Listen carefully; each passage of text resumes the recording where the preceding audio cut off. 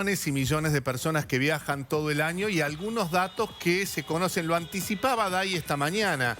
Después de la pandemia, donde bajó, por supuesto, la cantidad de gente que viaja, ¿cómo fue esa evolución y qué está pasando ahora? ¿Cómo les va? Mirá qué lindo que están los dos ahí. Está Day, está Adrián Ventura. Sí, datos que trae Day que llaman la atención. Yo cuando los veía y la escuchaba Day, llama la atención la fuerte caída en el número de pasajeros, en colectivos, trenes, subtes, en todos los transportes. Exactamente, hay un impacto muy evidente, que además lo demuestra este informe de AETA, que también el argentino intenta, sobre todo la clase media, impactada por los no aumentos de sus salarios, más los aumentos de precios, y ahora vamos a estar viendo otras de las causas, cómo se va adaptando su movilidad según las circunstancias, que ahora vamos a estar analizando con Ventu. Vamos a ver de qué se trata esta merma en lo que es la cantidad de pasajeros en el transporte público de pasajeros. ¿Empezamos por colectivos? Colectivos, trenes y subtes. Los tres se vieron afectados. El proceso comenzó hace 10 años y se agudizó en 2013. 2023. Es 2023, exactamente.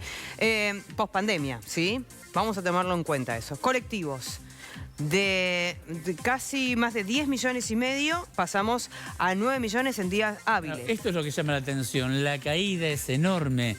Estamos hablando en días hábiles de 1.400.000 pasajeros menos en colectivos. Es muchísimo. En toda la zona, ¿no? AMBA, 22%, 8% el domingo, pero es una caída enorme. Enorme, Gente enorme. Que deja de viajar. Enorme. Y esto también no escapa a otros medios de transporte. Seguimos con los colectivos. En la ciudad de Buenos Aires, 33% de pasajeros menos comparados con 2015.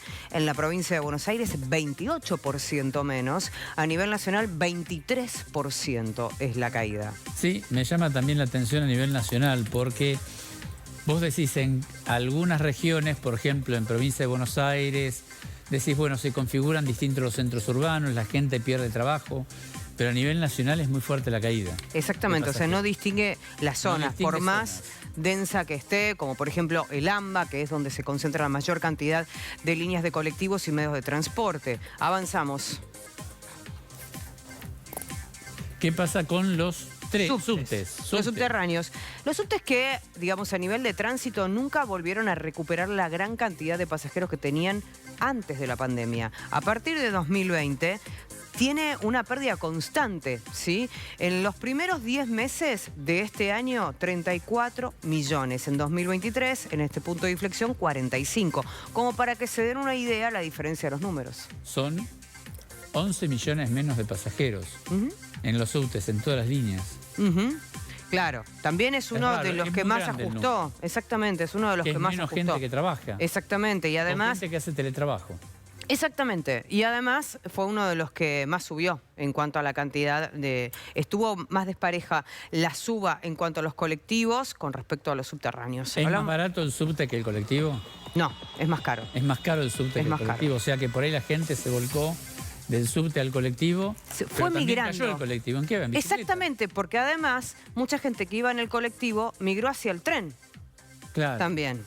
Entonces empieza una migración interna entre los medios de transporte para buscar una cuestión económica.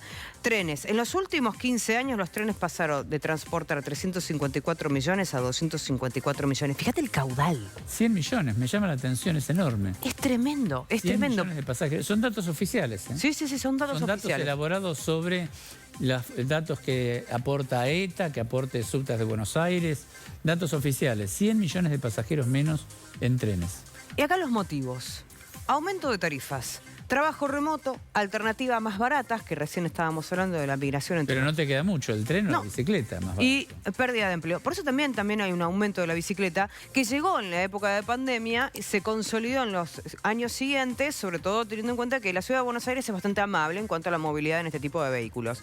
Pero le falta educación, le falta... porque además también otros medios de transporte abrieron la posibilidad de ir no sé, en el subterráneo, obviamente con las bicis. También aumentó la tecnología en cuanto a las bicis, entonces las podés plegar y las transportas en otros medios de transporte. Hay ciertas facilidades que facilitan la bicicleta en otros medios. Con respecto al trabajo remoto, quería comentar algo, porque las empresas se dan cuenta que mucho el trabajo remoto en muchas actividades no funciona bien. Es decir, la gente trabaja menos. En el sector público y también en el sector privado. Y están queriendo volver al trabajo presencial los 5 días. Pero no es tan fácil. Cuando la gente empezó a trabajar remoto le tomó el gustito. Claro. Y no es tan fácil llevarlos de nuevo al trabajo presencial los 5 días. Claro. Esto se dieron cuenta en Estados Unidos y también acá. Las empresas quieren volver al trabajo presencial porque no es tan fácil organizar equipos en forma remota. Pero mientras tanto, claro, son menos pasajeros. Exactamente, alternativas más baratas. También la diferencia, ¿no?, tarifaria en todo el país. Con el AMBA a escala nacional, con otras provincias, incluso no muy lejos. Mar del Plata paga muchísimo más que los pasajeros del AMBA. Sí, el resto de las provincias, en las provincias también. Bueno, gracias, Day, excelentes los números. Por favor.